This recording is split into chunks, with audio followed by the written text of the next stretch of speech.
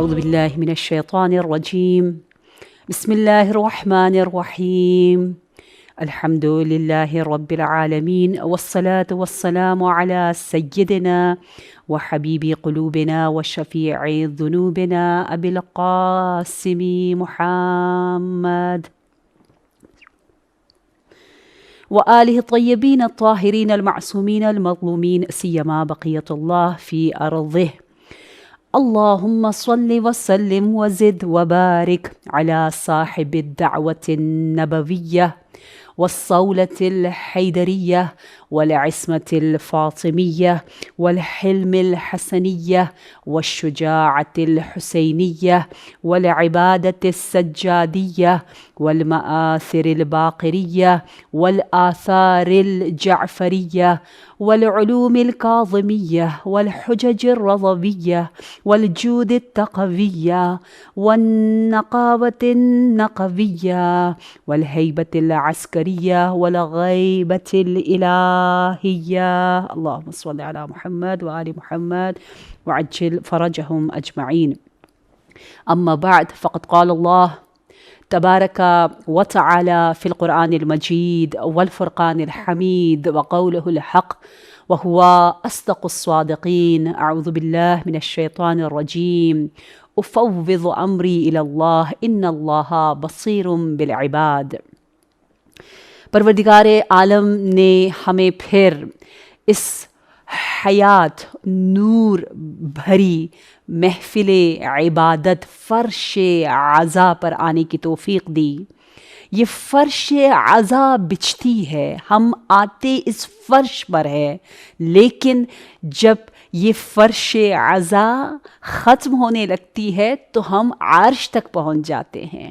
یہ فرش ہمیں عرشی بنانے کے لیے ہے، ہمیں ملکوتی بنانے کے لیے ہے، کیونکہ اس فرش عزا پر ہم مسلسل نورانی عرشی ملکوتی ہستیوں کا ذکر کر رہے ہوتے ہیں. کتنا رب کا ہم شکر ادا کریں کہ جس نے ہمیں چن لیا. میں ہمیشہ یہ کہتی ہوں اور یہ شکرانہ ہر روز مجلس حسین میں بیٹھنے سے پہلے اگر آپ انجام دیں گی تو نہ صرف آپ کو پھر مجلس میں آنے کی توفیق ملے گی، بلکہ ہم جیسے دعا کرتے ہیں اعظم اللہ اجورنا و اجورکم فی مصابنا الحسین علیہ السلام، پتہ ہے اس کا مطلب کیا ہے؟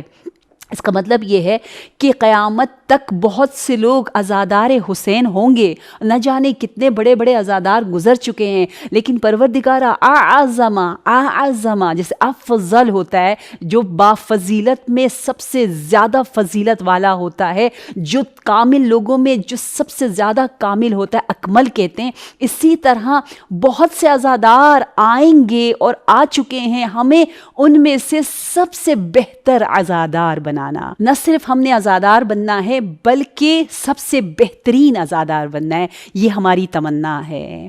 اور ہماری خوش نصیبی یہ ہے کہ نہ صرف امام حسین علیہ السلام بلکہ ان کے اصحاب، ان کے گھر والے، اہل حرم سب کے سب ہمارے لیے ایک مائدہ رحمت بن کے ہماری آج کی زندگی کو سنوارنے کے لیے آئے ہیں.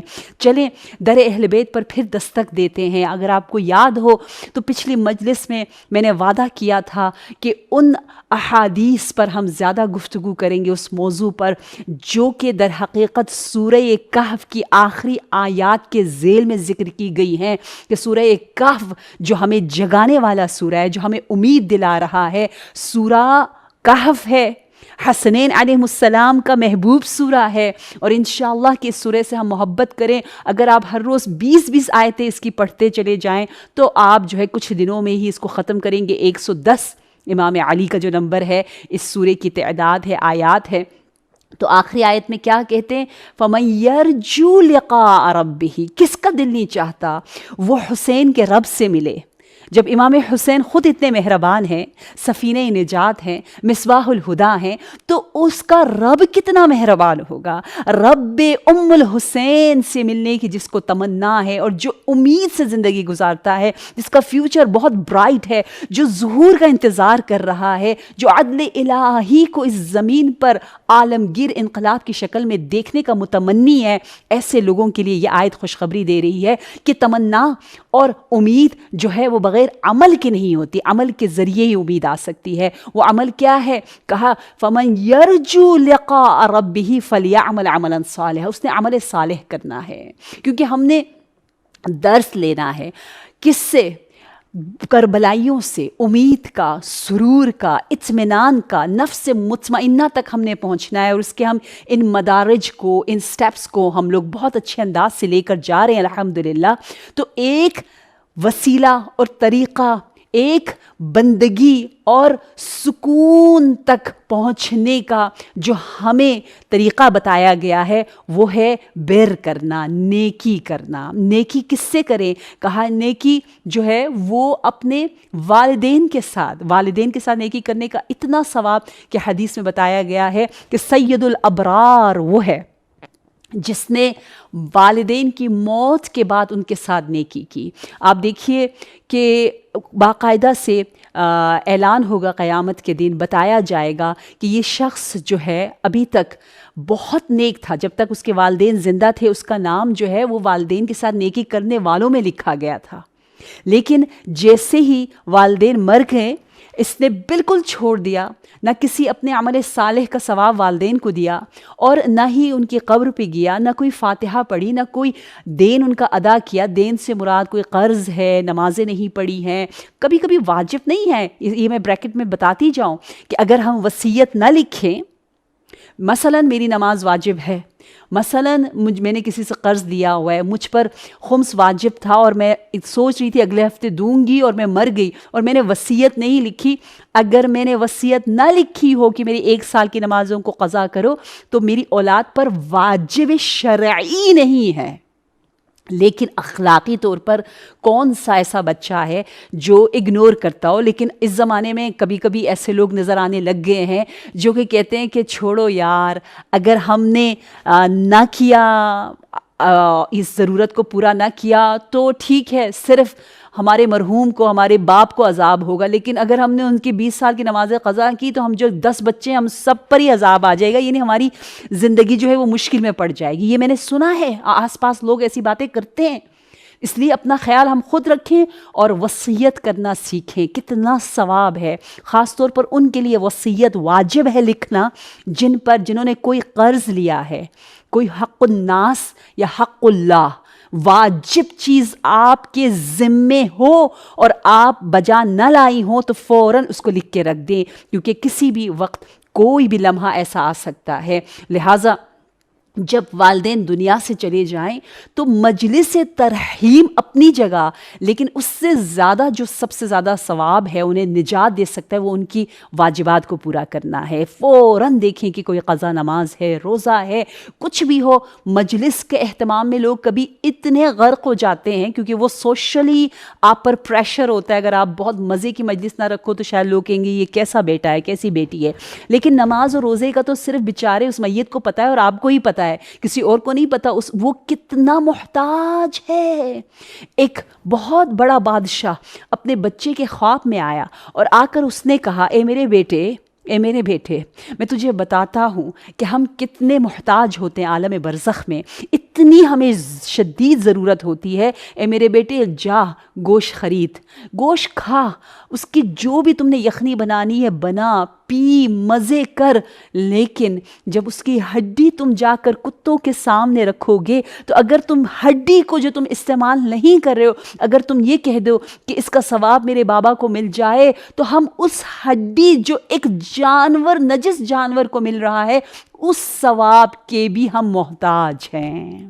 ہمیں اتنی ضرورت ہے ثواب کی، اس لیے ہمیں کچھ نہ کچھ بھیجتے رہو۔ خدا را نیت کریں، اگر والدین زندہ نہیں ہیں خدا انہیں غریق رحمت فرمائے، ہر عمل صالح جو آپ انجام دیتے ہیں آپ نیت کریں کہ اس کا ثواب میرے والدین کو مل جائے، میں جو مستحب کام انجام دوں اس کا ثواب میرے والدین کو مل جائے، یہ نیت کرتے ہیں۔ لہٰذا جو شخص اس دنیا میں بہترین انداز سے اپنے والدین کی خدمت کرتا تھا، لیکن مرنے کے بعد جو اس نے چھوڑ دی تو قیامت کے دن اس کو پکارا جائے گا کہ یہ عاق والدین ہے، یعنی والدین سے دور تھا۔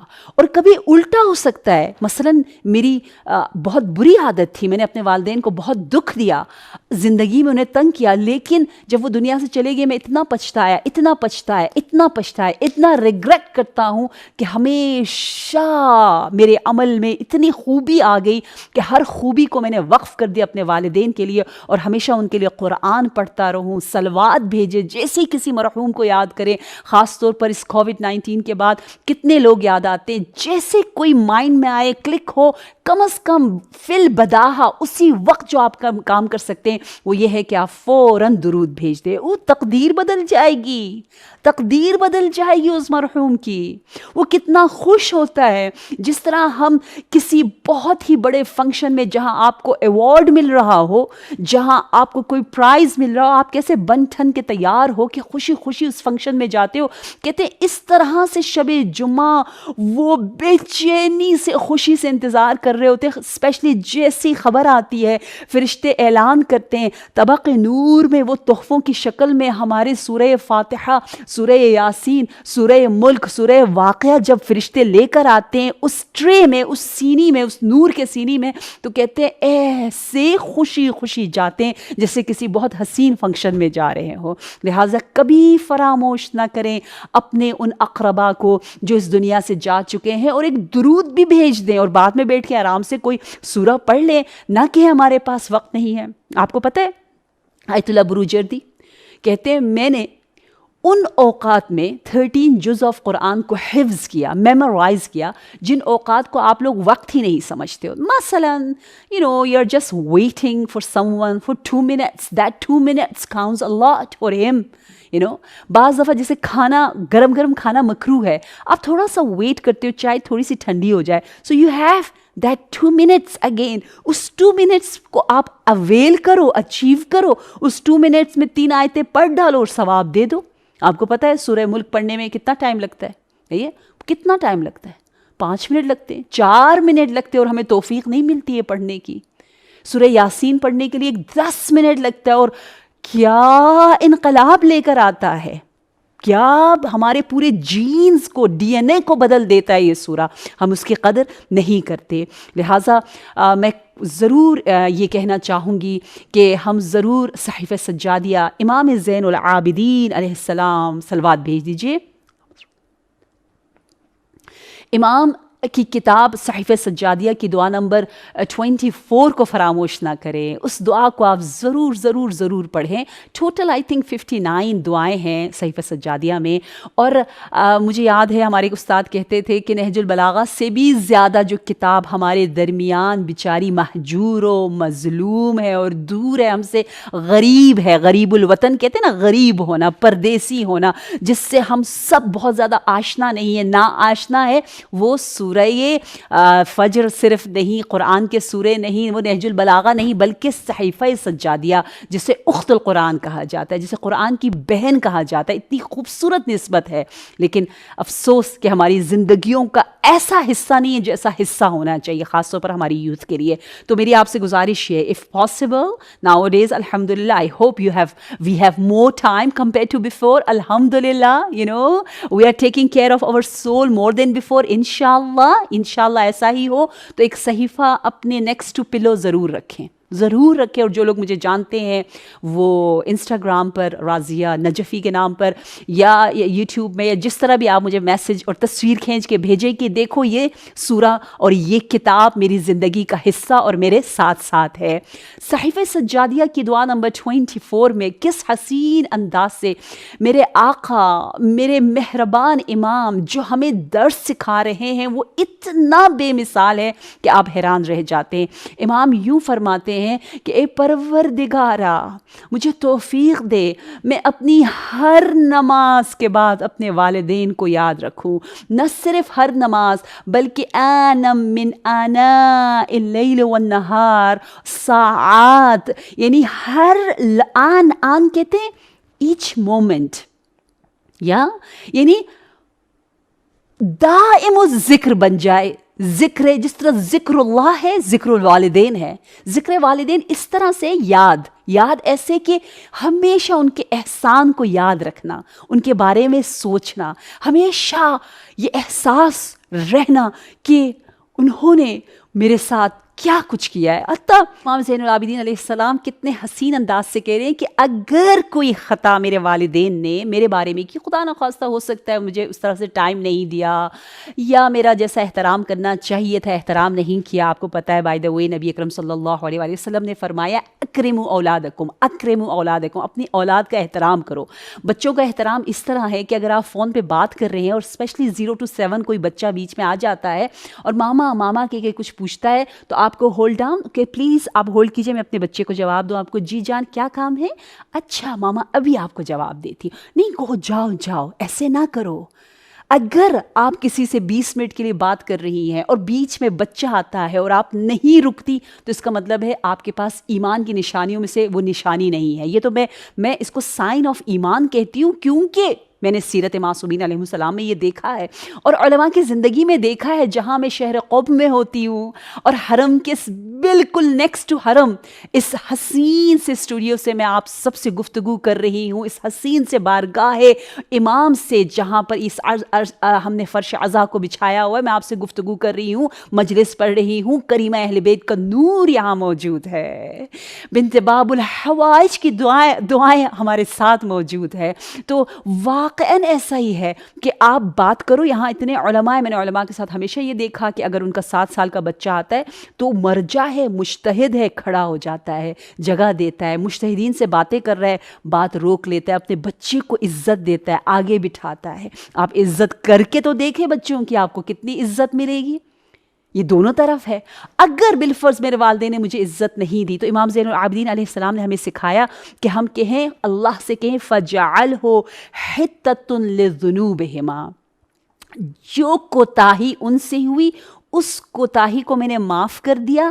اب جو ظلم مجھ پر ہوا اس ظلم کو کفارہ بنا دے ان کے گناہوں کے لیے، پاک کر دے، حتہ بنا دے. کتنی بڑی بات ہے، کتنی حسین نعمت ہے. اور پھر دعا کرے اللہم خفض لہما صوتی، میری آواز کو بہت پولائٹ کر دے جب میں اپنے والدین کے سامنے آ جاؤں. وَأَطْيِبْ لَهُمَا کلامی، میرے کلام میں وہ خوشبو لیا، طیب و طاہر میں باتیں کرنے لگ جاؤں. وَأَلِنْ لَهُمَا عَرِيكَتِي، میں لین بن جاؤں، نرمی آ جائے، طہارت آ جائے اور تواضع آ جائے. وَأَعْتِفْ عَلَيْهِمَا قَلْبِي، میرا دل بہت ہی نرم ہو جائے. جب والدین کی بات آ جائے تو میں نرم مزاجی سے بات کروں. یہ فرزند حسین نے ہمیں طریقہ سکھایا ہے. یہ زندگی میں بہت سکون لے کر آتا ہے کہ بار الہ مجھے اپنے والدین کے لیے رفیق بنا دے، مجھے اپنے والدین کے لیے شفیق بنا دے. یہ باقاعدہ وَصَيِّرْنِي بِهِمَا رفیقا وعلیہما شفیقا، جس طرح ایک شفیق ماں ہوتی ہے نا، دلسوز ماں، مہربان ماں، ایسے ماں کی طرح پیار کرنے کی توفیق مجھے دے. میں اپنے والدین سے پیار اور محبت کروں، یہ ایسا پیار مجھے چاہیے. اس لیے امام زین العابدین علیہ السلام ہمیں یوں تعلیم دے رہے ہیں کہ زندگی میں ہو یا زندگی کے بعد جو بر ہے، جو نیکی ہے والدین کے ساتھ، اس کے لیے کوئی ایکسکیوز نہیں ہے. دونوں جگہ پر ہمیں نیکی کرنی ہے، وہ ظاہراً زندہ ہو یا نہ ہو. جس طرح امام جعفر صادق علیہ السلام یا امام علی علیہ السلام ظاہراً زندہ نہیں ہے لیکن ان کا کلام ہے، ہم ان کے ساتھ ناانصافی نہیں کر سکتے. وہ ہمارے روحانی پدر ہیں، روحانی پدر کا جسمانی پدر سے زیادہ حقوق ہے. اس لیے ہم کہتے ہیں اگر علوی زندگی گزارنی ہے تو ہمیں اخو القرآن کتاب علی نہج البلاغہ کے ساتھ زندگی گزارنی ہوگی. اور اسی طرح اگر والدین کا احترام کرنا ہے تو دنیا میں اس کے اپنے انداز ہے اور مرنے کے بعد اس کے اپنے انداز ہے. دونوں تقاضوں کو ہم نے پورا کرنا ہے. اس لیے مولا نے ہمیں کہا کہ دعا کریں، پروردگار عالم سے مانگیں کہ بار الہ جو علم والدین کے بارے میں، ان کی اہمیت کے بارے میں، جو وزڈم ایک بچے کو پتہ ہونی چاہیے، مجھے وہ وزڈم دے دے، الہام کر دے، مجھے توفیق دے کہ میں دعائے صحیفہ سجادیہ دعا نمبر 24 کو کم از کم 5 گھنٹے بیٹھ کر ہر روز 20-20 منٹ کر دیں، بے شک 5 گھنٹے بیٹھ کر اس کو اس کے بارے میں سوچوں، انالائز کروں، اس کے جو اہم جو جملے ہیں ان کو لکھ کے کہیں اپنے روم میں لگاؤں، کبھی اپنے پیرنٹس کو ٹیکسٹ کریں، میسج کریں اور کہیں دیکھو امام نے مجھے یہ سکھایا ہے، اس لیے میں آپ کے ساتھ اتنا اچھا آپ کو کتنی دعا ملے گی امام زین العابدین علیہ السلام کی. امام کتنا خوش ہو جائیں گے، امام حسین آپ کو دعا دیں گے. امام نے ہمیں یہ سکھایا صحیفہ سجادیہ میں کہ ہم کے بار الہ جب میں اپنے والدین کو دیکھوں تو اور ان کی اطاعت کروں تو ایسی ٹھنڈک میرے دل کو ملے جس طرح ایک پیاسے کو جو کئی دنوں سے تل ملاتا ہوا تڑپتا ہوا پانی کی تلاش میں، اور اس کو پانی مل جائے وہ بھی ٹھنڈا مزے کا، تو کیسا سرور اس کو ملتا ہے. میں جب بھی اپنے والدین کو دیکھوں تو مجھے ویسا سرور مل جائے. اور پھر کہا کہ بار الہ مجھے توفیق دے کہ میں اپنی خوشی کو قربان کروں اور والدین کی خوشی کو مقدم کروں. یہ چیزیں بہت ضروری ہے. کاش یہ عبارتیں، یہ لائنز ہمیں یاد ہو جائے تو زندگی اتنی حسین ہو جائے. چلتے ہیں اور ان حسین پیغامات کی طرف جو ہمیں اہل بیت علیہم السلام سکھا رہے ہیں، جس کی وجہ سے ہماری زندگی میں سکون آ سکتا ہے. اور ہم نے ذکر کیا تھا بریر کا جو کہ سید القراء تھے. انشاءاللہ ہم ذکر کریں گے حبیب کا، جن کے بارے میں امام حسین علیہ السلام فرماتے ہیں، آپ کے پیغام سے یہ نتیجہ نکلتا ہے کہ میری اور حبیب کی دوستی کی وجہ یہ ہے کہ حبیب عشق کرتا ہے قرآن ناطق سے بھی، قرآن صامت سے بھی. عاشق حسین ہے، اسی لیے عاشق قرآن بھی ہے. تو یہ قرآن ہمیں سکون دیتا ہے، واقعاً سکون کا مرکز ہے یہ قرآن. اور قرآن کے بارے میں جو حدیثیں آپ کو ملتی ہیں وہ بہت بے مثال ہے. میں آپ کے سامنے ایک حدیث ذکر کرنا چاہوں گی.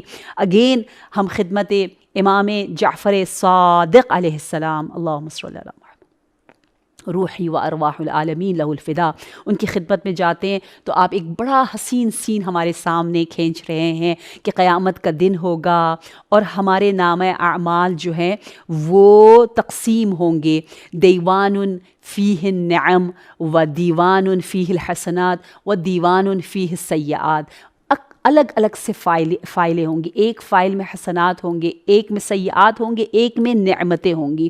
اور جس دیوان میں بہت ساری نعمتیں ہوں گی اس کے بارے میں حسنات ہوں گی تو یوں کہا جائے گا، فیدعا، یوں پکارا جائے گا، یبن آدم، اے آدم کے اولاد، المؤمن للحسنات، جو تم ایمان رکھتے تھے حسنات پر اور تم مؤمن تھے، فیتقدم القرآن امامہ فی احسن الصورہ، جیسے ہی اس کے فائل جو نامہ اعمال کے ہیں، نیک نامہ اعمال کے، اس کو پیش کیا جائے گا تو کیا ہوگا؟ قرآن ایک حسین شکل میں، احسن صورہ یعنی بہترین، ہینڈسم ترین، خوبصورت ترین، دلکش ترین، بہت ہی چارمنگ والا. جس طرح چارم قرآن کا اس دنیا میں، اس سے زیادہ جب اس کا باطن ظاہر ہوگا وہ ہمارے سامنے مجسم ہو جائے گا. فیقول، حسنات میں سے سب سے بڑا حسنہ فوراً اس فائل میں سے مجسم ہو کر کہے گا. کیا کہے گا قرآن؟ کہے گا، انا القرآن یا رب، اے رب میں قرآن ہوں، وہذا عبدک المؤمن، اور یہ تیرا عبد ہے، نہ صرف عبد ہے بلکہ مؤمن بھی ہے. قد کان یتعب نفسہ بتلاوتہ، اس نے میری تلاوت کے لیے اپنے آپ کو تعب یعنی تھکاوٹ، یعنی اپنے آپ کو ٹائرڈ کر دیا. اس کا بدن ظاہراً بہت تھک جاتا تھا لیکن لذت کی وجہ سے وہ میری تلاوت کرتا رہتا، وہ مجھے پڑھتا رہتا اور اتنا انجوائے کرتا. وہ جس طرح آپ نے دنیا والوں کو دیکھا ہے، بہت حقیر سی مثال ہے، جنہیں کریز ہے ساکر کا، فٹ بال کا، وہ کیسے کھیلتے ہیں، بدن ٹوٹ جاتا ہے، زخمی ہو جاتا ہے، لیکن وہ کھیلتے جاتے مگن ہوتے. بعد میں انہیں پتہ چلتا ہے کہ بدن میں جو ہے وہ سویلنگ ہو گئی، کٹ لگ گیا. یہ قرآن کی شفاعت ہے، یہ قرآن کی طاقت ہے. اس لیے حبیب ابن مظاہر، اس لیے بریر ابن خزیر کے بارے میں بتایا گیا ہے. اور بہت سے ایسے اصحاب جن کا میں ذکر کروں گی جو نہ صرف قاری ہیں بلکہ معلم قرآن ہے، حافظ حقیقی کل قرآن ہے. وہ اصحاب میں جا بجا کثرت کے ساتھ آپ کو نظر آتے ہیں. ایسے لوگ جب قرآن کی تلاوت کرتے ہیں تو قرآن اپنی شفاعت، اپنی طاقت کو دکھاتا ہے۔ جب قرآن کہے گا پروردگارا اس سے راضی ہو جا، میں اس سے راضی ہوں، تو قال فیقول العزیز الجبار عبدی، لب و لہجہ بالکل بدل گیا۔ پہلے کہا جا رہا تھا یبن آدم، اے آدم کی اولاد، بالکل ہی اسٹرینجر کی طرح۔ پھر کہا عبدک المؤمن، لیکن اب سٹیج بائی سٹیج اتنا وہ بندہ قریب آ گیا قرآن کی شفاعت کی وجہ سے کہ رب کہتا ہے عبدی، اے میرے بندے، اے میرے بندے، آ جا میری جنت میں، تو نے میری کتاب کا اتنا احترام کیا، تجھے اتنا سکون دنیا میں بھی ملا اور اب آخرت میں بھی مل رہا ہے۔ یہ سکون کا مرکز ہے قرآن، جس طرح کربلا وہ مرکز اور منبع ہے جہاں سے اطمینان کے درس مل رہے ہیں، نفس مطمئنہ پھوٹ پھوٹ کر ہماری زندگیوں کو منور کر رہا ہے۔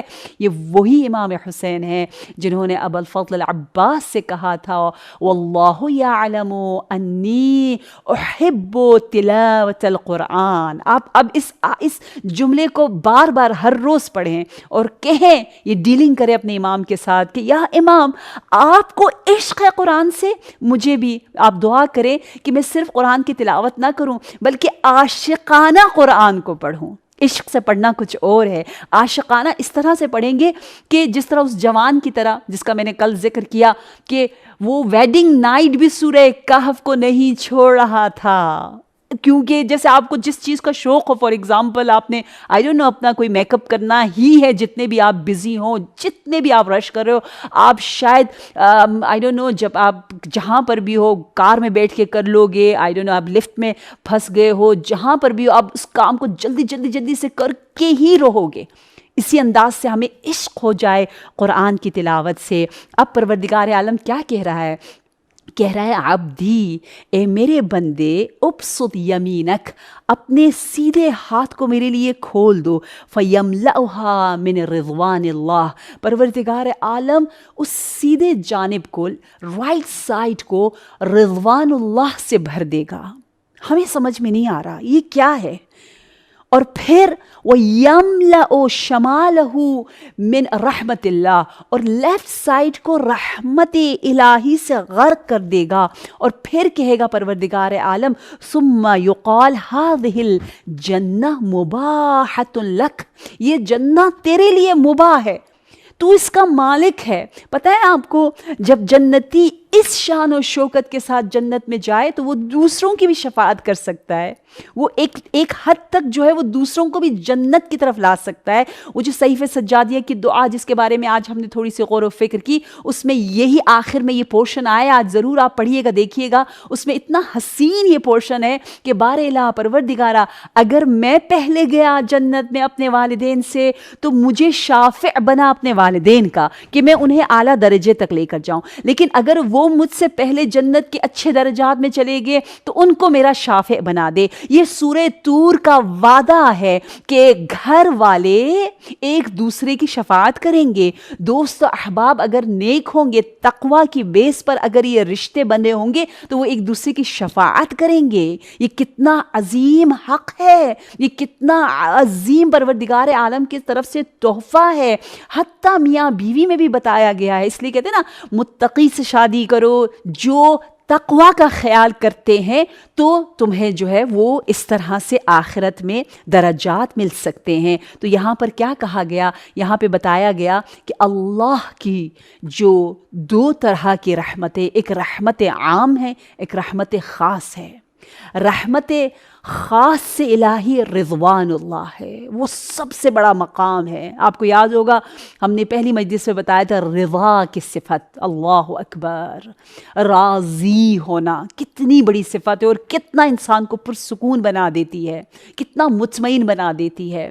اور دوسری چیز جو اس کو لیفٹ ہینڈ میں یا لیفٹ سائڈ پہ دی جا رہی ہے وہ رحمت خاص نہیں عام ہے، جو کہ رحمت اللہ ہے۔ اللہ اپنے فیوزات کو دو طریقے سے دکھاتا ہے، یا رضوان سے یا رحمت سے، اور قاری قرآن، احترام قرآن کے کرنے والے کو رب نے غرق کر دیا ہے ان دونوں نعمتوں سے. اور پھر اسے کہا جائے گا یہ تمہاری جنت ہے، مباح ہے تمہارے لیے، جو کام تم نے کرنا ہے کر لو. فقرا وسعد فاذا قرأ آیا صعد درجہ، اس سے کہا جائے گا پڑھو اور اپنا درجہ خود بلند کرتے چلے جاؤ. وہاں وہ ایک آیت پڑھے گا اور اس کا درجہ بلند سے بلند سے بلند سے بلند تر ہوتا چلا جائے گا. ایک آیت کی ویلیو کا اندازہ ہوتا ہے کہ کتنی وہ آیت اہم ہے انسان کے لیے، کیونکہ وہی آیت جو ہے انسان کی تقدیر کو بدل رہی ہے، کیونکہ فار ایور اس کا سٹیٹس، اس کی پروموشن ہو رہی ہے. دنیا میں آپ کی ذرا سی پروموشن ہوتی ہے انسان کتنا خوش ہو جاتا ہے. آپ جس سیٹ پر بھی اس سیٹ سے آپ کو اونچا لے جائیں، وہ بھی کچھ سالوں کے لیے، 20-30 سال کے لیے مشکل سے، اتنا زیادہ اس سے زیادہ موقع یوزلی نہیں ملتا، اور اس پر انسان کتنا فخر کرتا ہے. مجھے حدیث یاد آ رہی ہے امام کاظم علیہ السلام کی، اور میں شہر مقدس قم میں ہوں اور مجھے ہر روز حرم جانے کی توفیق ملتی ہے الحمدللہ. ان دنوں میں بھی ہم ذریح کے سامنے بیٹھ جاتے ہیں اور اتنی حسین اور وہ خوبصورت معطر منظر کو دیکھ رہے ہوتے ہیں. تو مجھے ہمیشہ یہ حدیث حرم میں بھی یاد آتی ہے کہ امام کاظم علیہ السلام جناب معصومہ قم کے پدر گرامی انشاءاللہ رب آپ سب کو زائر کربلا، زائر حضرت معصومہ قم، زائر امام رضا، زائر مکہ و مدینہ و سامرہ و بغداد بنائے انشاءاللہ. 14 معصومین کی زیارت اس دنیا میں آپ کو نصیب فرمائے، ان کی شفاعت آخرت میں. الہی آمین ثم آمین ثم آمین. ہم جب دعائیں مجلس میں کرتے ہیں تو فرشتے بھی آمین کہتے ہیں. فرشتے تو کیا، حضرت زہرا آمین کہتی ہیں، امام زمان آمین کہتے ہیں، کیونکہ ہم اتنی پاک فضا میں بیٹھے ہوئے ہوتے ہیں. تو باقاعدہ امام اپنے اصحاب کے درمیان ہیں اور پوچھ رہے ہیں کہ تم میں سے کسی کا دل چاہتا ہے اس کی عمر طولانی ہو؟ تو ایک صحابی نے کہا جی میرا دل چاہتا ہے میں ہمیشہ کے لیے جیوں، میری عمر بہت طولانی ہو. تو کہا وجہ کیا ہے، کیا کرنا چاہتے ہو، مقصد کیا ہے، ہدف کیا ہے، for what؟ Yeah, what is the reason? What is the purpose? Why you want to live long, healthy life? تو اس نے کہا کیونکہ مجھے سورہ توحید سے محبت ہے، سورہ توحید، سورہ اخلاص، قل هو اللہ احد سے عشق ہے، اس لیے میں جینا چاہتا ہوں. امام نے جب یہ سن لیا تو ہم کہتے ہیں نا منہ میں واٹر آ گیا، پانی آ گیا کہ واو اتنا پیارا یہ شخص ہے. قرآن سے عشق اور محبت اور تلاوت سورہ توحید کی وجہ سے یہ طول عمر مانگ رہا ہے. ہماری طرح نہیں کہ ہم کہتے ہیں ہمیں طول عمر چاہیے تاکہ ہم زیادہ سے زیادہ آئس کریم کھا سکیں، آئی ڈونٹ نو فلاں جوس پی سکیں. اور کیا کرتے رہتے ہیں ہم لوگ، بریانی کھاتے رہیں تو چیوڑا کھاتے رہیں تو آئی ڈونٹ نو ڈھوکرا اور کیا کیا، یہی زیادہ سے زیادہ شاپنگ کریں اور لیٹسٹ کپڑے پہنیں اور آئی ڈونٹ نو یہ کرے وہ کرے. یہ ہے ہدف، اسے کہتے ہیں زندگی، حیوانی زندگی. یہ دیکھیں مجھے سعد بن معاذ جیسے عظیم شہید اور صحابی رسول بھی یاد آتے ہیں جیسے ہی میں سورہ توحید کا ذکر کرتی ہوں. سورہ توحید ہم جیسے علی والوں کا محبوب ترین سورہ ہونا چاہیے. نعرہ حیدری لگانے والی مومنات جانتی ہیں کہ سورہ توحید کا کیا ڈیپ کنیکشن ہے مولا امیر المومنین علیہ السلام کے ساتھ. میرے مولا کی معرفت جس کی جتنی زیادہ ہوگی، گویا اس نے کیا کیا، اس نے سورہ توحید کو 3 مرتبہ جس نے پڑھ لیا اس نے کل قرآن کو پڑھ لیا، اور جس نے سورہ توحید کو صحیح طرح سمجھ لیا اس نے کل ایمان سے اپنا رشتہ مضبوط کر لیا. مولا امیر المؤمنین علیہ السلام کی مثال سورہ توحید کی طرح ہے. سعد بن معاذ کا جنازہ بڑا دھوم دھام سے نکلا، عجیب تھا. نبی اکرم صلی اللہ علیہ وآلہ وسلم پا برہنہ، عجیب ہے، بیئر فٹ، یعنی آپ نے کچھ پہنا ہوا نہیں تھا اور آپ بہت آہستہ آہستہ چل رہے تھے. قدم اتنا سمجھ یعنی بہت احتیاط سے اٹھا رہے تھے. اصحاب حیران ہو گئے، اصحاب کو کچھ نظر نہیں آ رہا. کہا آپ اتنا آہستہ کیوں چل رہے ہیں، آپ کے چلنے کا انداز اتنا عجیب، اتنا متواضع ہو کر کیوں چل رہے ہیں؟ تو کہا تم لوگ نہیں دیکھ سکتے ہوئے سعد ابن معاذ کے تشییع جنازے میں فرشتے اتنی کثرت کے ساتھ زمین پر آئے ہیں کہ یہاں پر پاؤں رکھنے کی جگہ نہیں. جبرائیل امین ہزاروں لشکر کے ساتھ زمین پر نازل ہوئے ہیں، تشییع کر رہے ہیں. کیا عظمت ہے! اصحاب تو حیران رہ گئے, اٹس ٹرولی اسٹانشنگ, اور پوچھا کہ یا رسول اللہ صلی اللہ علیہ وآلہ وسلم, کیا وجہ ہے, کون سا ایسا عمل سعد کرتا تھا جس کی وجہ سے کثرت سے فرشتے نازل ہو رہے ہیں؟ کہا سعد کی ایک سب سے اچھی عادت یہ تھی کہ وہ کثرت کے ساتھ خلوص نیت کے ساتھ سورہ توحید کی تلاوت کیا کرتا تھا, سورہ توحید سے محبت. اچھا, جس موضوع کی طرف مجھے آپ کو لے کر جانا ہے وہ یہ ہے کہ جیسے ہی اس شخص نے کہا امام کاظم علیہ السلام سے کہ مجھے سورہ توحید پسند ہے, تو امام بہت خوش ہوئے اور امام نے پھر ایک گڈ ٹائڈنگ دی, ایک بشارت دی. اس بشارت میں ہمارے لیے ایک بہت بڑا درس ہے. امام نے یوں فرمایا کہ جو بھی اس دنیا میں ما من شیعۃ یا من مات من شیعتنا ولم یحسن القرآن, اگر کوئی شیعہ ہمارا تیرا جیسا جس کو اتنا پیار ہو قرآن سے اور قرآن سیکھ رہا ہے, تجوید سیکھ رہا ہے, پڑھ رہا ہے, پڑھتے پڑھتے سمجھتے سمجھتے جو ہے وہ دنیا سے چلا جائے اور اس نے ابھی کمپلیٹ نہ کیا ہو قرآن اچھی طرح سمجھنا, تو کیا ہوگا؟ علم فی قبرے. غور سے سن لیں, غور سے سن لیں, آپ نے کوشش جاری رکھنی ہے. شاید ہمیں کچھ نہیں پتا ہماری زندگی کے ساتھ کیا ہونے والا ہے. ہم سب نے بہت زیادہ موت کو اور زیادہ قریب سے دیکھا ہے. یہ زندگی یہ دنیاوی جو کہ ٹیمپریری لائف ہے, اس کے ٹیمپریری ہونے کو ہم ہر سال سے زیادہ فیل کر سکتے ہیں. اس لیے زیادہ سے زیادہ قرآن کا ہم نے استقبال کرنا ہے اپنی زندگی میں. آپ دیکھیں ہمارا کوئی اپنا عزیز چلا جاتا ہے دنیا سے, تو آپ کیا سوچتے ہو؟ آپ یہ کہتے ہو میں کیا دوں, میں کیا دوں, میں کیا دوں, اتنا اچھا تھا, میں کیا کروں, میں کیا کروں؟ قرآن قرآن قرآن. جلدی سے آپ کہتے ہیں ہاں سورہ یاسین پڑھ لوں. دیکھیں اور کچھ کام آتا ہے؟ نہیں. اس کو فلاں کھانا پسند تھا, میں نہ وہ کھلا سکتی ہوں, نہ کچھ خرید سکتی, کچھ بھی نہیں. آپ قرآن قرآن قرآن. اللہ اکبر. کہا جو اپنی پوری محنت کرتا رہا لیکن کمپلیٹ نہ کر سکا, تو اس کے لیے خوشخبری یہ ہے کہ عالم برزخ میں بھی اس کے لیے قرآن پڑھانے کا انتظام کیا جائے گا. نہ جانے فرشتے پڑھائیں گے یا انبیاء ہوں گے, کیونکہ وہاں پر ایک عجیب پورا نظام ہے. حضرت داؤد کی آواز بہت خوبصورت ہے, کہتے ہیں وہ بھی مومنین کے درمیان ہوں گے, مومنین ان کی آواز سے لذت لیں گے. جناب سارا مومنین کے بچوں کو بہلائیں گی, خیال رکھیں گی. جس طرح یہاں پر ہوتا ہے نا پلے ایریا ہوتا ہے بچوں کا, کوئی بیٹھی ہوتی ہے جو بچوں کے ساتھ کھیلتی ہے. باقاعدہ احادیث میں موجود ہے کہ حضرت ابراہیم بچوں سے بہت محبت کریں گے, عشق کریں گے اہل ایمان کے بچوں سے. تو یہاں یہ بتایا جا رہا ہے کہ کوئی معلم ہوگا جو اس کے قرآن کو کمپلیٹ کروائے گا. کیوں؟ فَإِنَّ درجات الجنہ علی قدر آیات القرآن, کیونکہ جنت کے اتنے ہی درجات ہیں جتنی قرآن کی آیات ہے. اگر آیت سے محروم رہ گئے تو درجے سے محروم رہ جائیں گے. اور امام کاظم علیہ السلام یہ چاہ رہے ہیں کہ ہم کسی طرح محروم نہ رہیں. محرومی سے ہمیں دور کرنے کے لیے امام یہ کہنا چاہ رہے ہیں کہ ایک ایک آیت کی اہمیت کو سمجھ جاؤ. اگر ایک آیت بھی بہت زیادہ ہمارے لیے پریشس اور بہت ہی زیادہ تقدیر بدل سکتی ہے. اس سے زیادہ میں آپ لوگوں کا وقت نہ لوں. ہمیں معلوم ہے کہ کس طرح سے اصحاب شب عاشور قرآن کی تلاوت کر رہے تھے. پتہ ہے آپ کو کیسی تلاوتیں ہوتی تھیں؟ جو دشمن تھے وہ دیکھ کے حیران رہ جاتے تھے کہ اتنے کم ہیں یہ لوگ, ہم اتنے زیادہ ہیں, ان کو ڈر ہی نہیں لگ رہا. ان کے چہروں پر ایک نور ہے, ایک اطمینان ہے. دیکھیں دشمن لگژری, رچ, گورنمنٹ ان کی ہے, سارے پروٹوکول ان کے پاس ہے, سارا نظام ان کے پاس ہے, اور یہ یہاں پر ظاہری آنکھوں سے دیکھو تو they are nothing.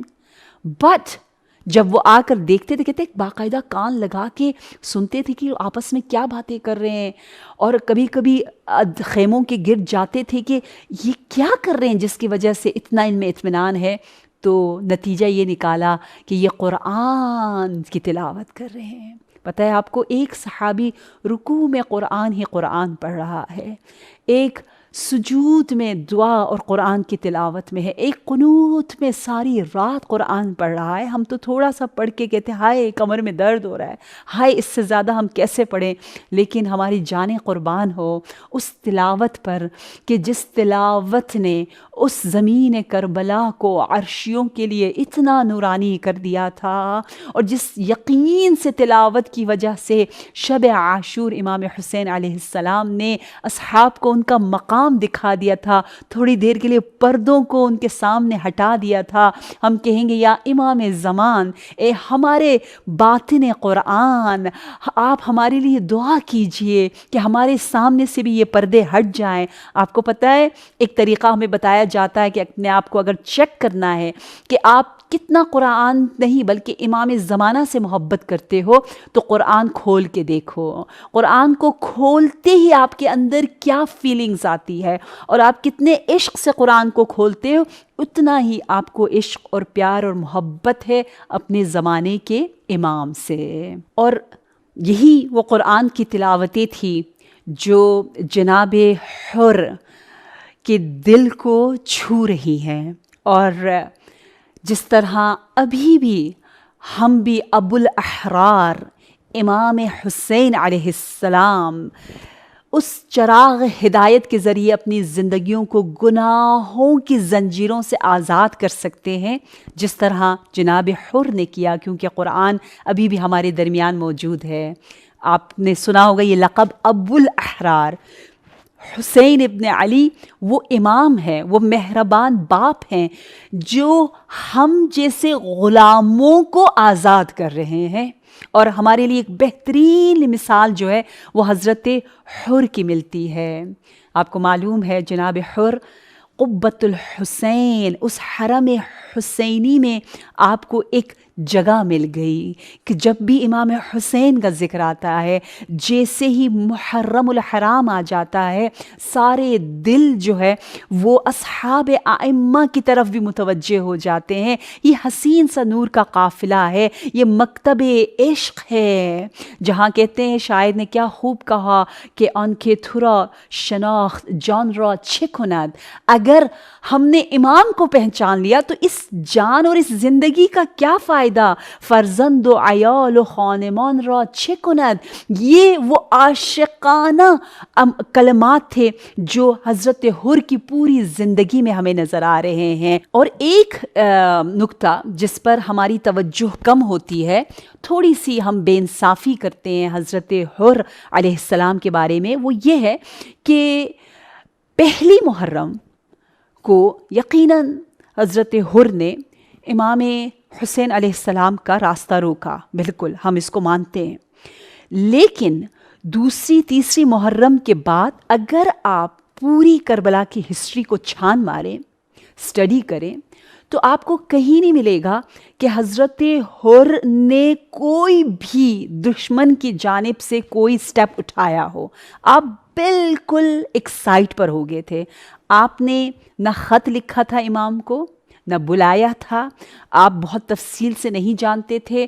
آپ شجاع تھے، دلیر تھے، اور اسی لیے آپ کو انتخاب کیا گیا. یعنی آپ کیونکہ اشراف کوفہ میں سے، اشراف کہتے ہیں جو لیڈ کلاس ہے کوفہ کی، جو مشہور ویل نون آؤٹ اسٹینڈنگ جو پرسنالٹی ہوتی ہے، آپ اشراف کوفہ میں سے تھے. آپ کی عظمت روحی اور دلاوری کو دیکھ کر آپ کو انتخاب کیا تھا کہ حر ہی جا سکتا ہے اور امام حسین کو روک سکتا ہے اور ابو الفضل عباس سے بات کر سکتا ہے. اور اسی لیے کہتے ہیں امام حسین علیہ السلام کی شجاعت کے بارے میں جو رائمز بنائے جاتے تھے، لوگ اپنے بچوں کو سلانے کے لیے امام حسین علیہ السلام کی شجاعت کی کہانیاں سناتے تھے. یعنی اس زمانے کے لوگ شجاعت امیر المؤمنین کو بھول گئے تھے، کیونکہ انہوں نے اپنے زمانے کے علی امام حسین کو دیکھا تھا. ایسے اشجع الناس اپنے زمانے کے امام حسین کے مقابلے کے لیے جس شخص کو چنا گیا وہ حر تھے. حر کو انتخاب کیا گیا. اب حر جب انہوں نے ایک گستاخی کر لی، لیکن اس کے بعد تاریخ نے لکھا ہے وہ اپنے خیمے میں بیٹھ کر ایک کارنر میں بیٹھ کر مسلسل تفکر کرتے تھے، سوچتے تھے، اور اتنا سوچتے تھے کہ انہوں نے بتایا بعد میں کہ مسلسل میرے کان میں ایک آواز آ رہی تھی. وہ آواز یہ تھی کہ اے حر ابشر یا حر بالجنہ، اے حر تجھے جنت کی بشارت مل رہی ہے. حر حیران تھے، مجھے جنت جب کہ میں فرزند رسول کے اگینسٹ اس لشکر میں ہوں. امام جعفر صادق علیہ السلام کی یہ حدیث بہت خوبصورت ہے کہ آپ نے یوں فرمایا کہ کیوں حضرت حر اتنے ادب کے ساتھ امام حسین کے سامنے پیش آئیں. یعنی امام حسین کو انہوں نے کیا کہا؟ انہوں نے کہا کہ آپ نماز پڑھائیں، آپ نماز پڑھائیں. اس کی وجہ کیا تھی؟ اس کی وجہ یہ بتائی گئی ہے کہ آپ بہت زیادہ احترام کرتے تھے امام حسین علیہ السلام کا، کیونکہ آپ کو معلوم ہے نبی اکرم صلی اللہ علیہ وسلم کی یہ حدیث ہے کہ اکرموا کریم کل قوم، جس قوم کا جو بھی بڑا ہو اس کا احترام کرو، بے شک وہ مسلمان نہ بھی ہو. آپ کسی کمیونٹی میں جاتے ہو، آپ کوئی چیز غلط بھی دیکھتے ہو، لیکن ایک جو بزرگ ہے اس کمیونٹی کا، جو مشہور ہے، اس کو اسی اعتبار سے ایک عزت دیتے ہوئے اس کو نصیحت کرو، اس کو اپنی جگہ سے ایک دم سے نہ گراؤ. یہ حکم ہے. تو امام حسین علیہ السلام نے حر سے کہا، اے حر تو سردار ہے اپنے لشکر کا، تو خود نماز پڑھا. کتنا کریم ہے میرا آقا، میرا مولا، تو خود نماز پڑھا، تو امام جماعت بن. لیکن کیا کہنا ہے امام حسین کے اس سوال کے جواب میں؟ حر نے یوں کہا کہ بل تصلی انت ونصلی معک، کیونکہ حر امام حسین کو فرزند رسول مانتے تھے. یہ بہت بڑی بات ہے، بہت سے لوگ اس بات کو قبول نہیں کرتے تھے. امام صادق فرماتے ہیں وہ جو آواز آتی تھی نا حر کے کان میں، اے حر تجھے جنت کی بشارت ہو، وہ حضرت خضر کی آواز تھی. حضرت خضر بار بار یہ خوشخبری حر کو دے رہے تھے. پھر امام صادق کہتے ہیں حر کے ادب کی وجہ یہ ہے کہ اس کے باپ کے ساتھ ایک واقعہ ہوا تھا جس کی وجہ سے وہ گناہ کی طرف نہیں گیا، وہ حلال کی طرف گیا. اس نے حرام سے رخ موڑا. اگر اس کا باپ حرام کر لیتا تو یہ بچہ بھی حرام سے پیدا ہوتا اور وہ لشکر حسینی میں نہ آتا، کیونکہ باپ نے اس طرح سے زندگی حلالی گزاری تھی. اس بچے کو اتنا مؤدب اور نہ اس طرح سے توبہ کرنے کی توفیق ملی ہے.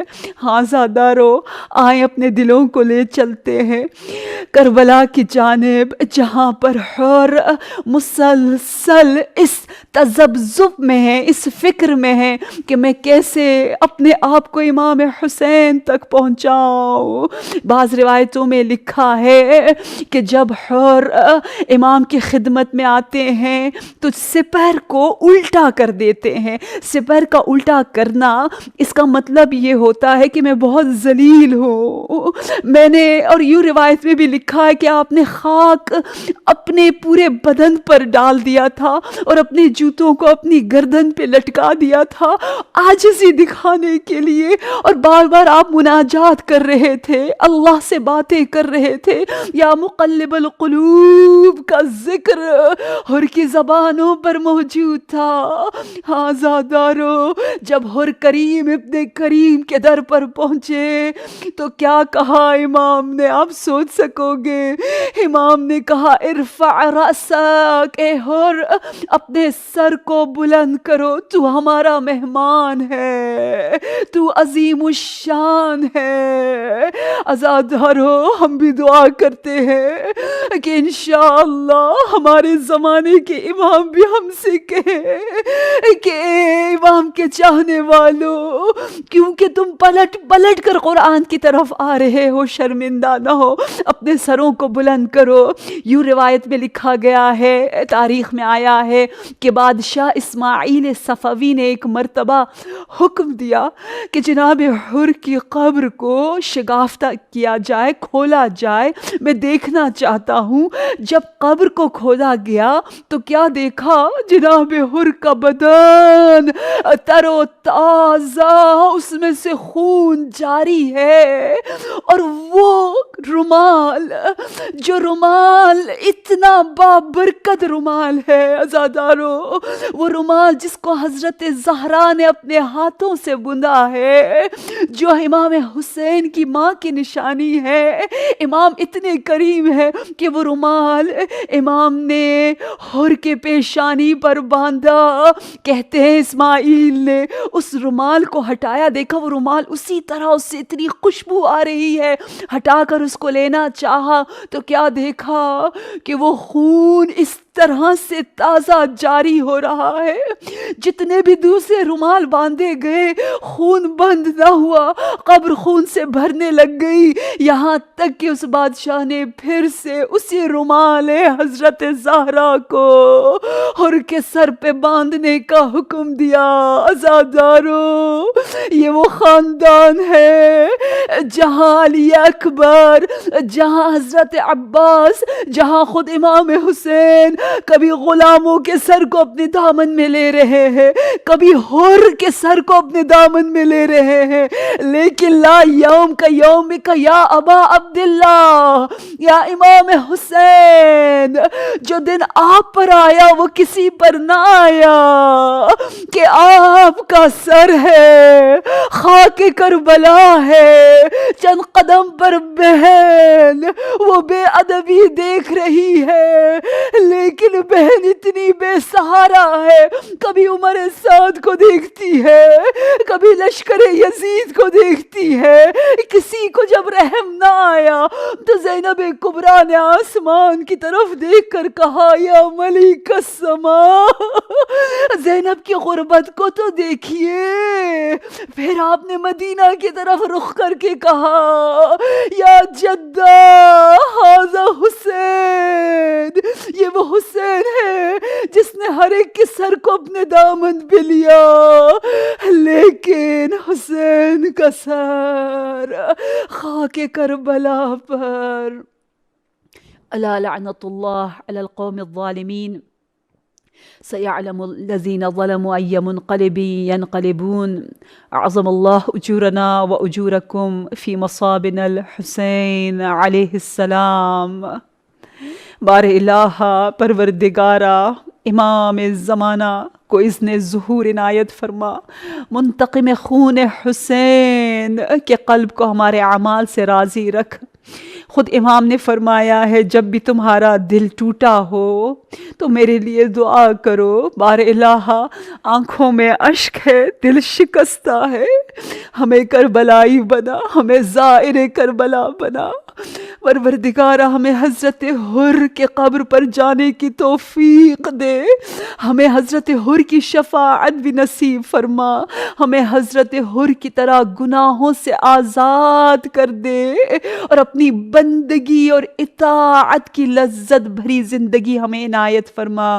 بار الہ جو بیمار ہیں انہیں شفاء کامل عنایت فرما۔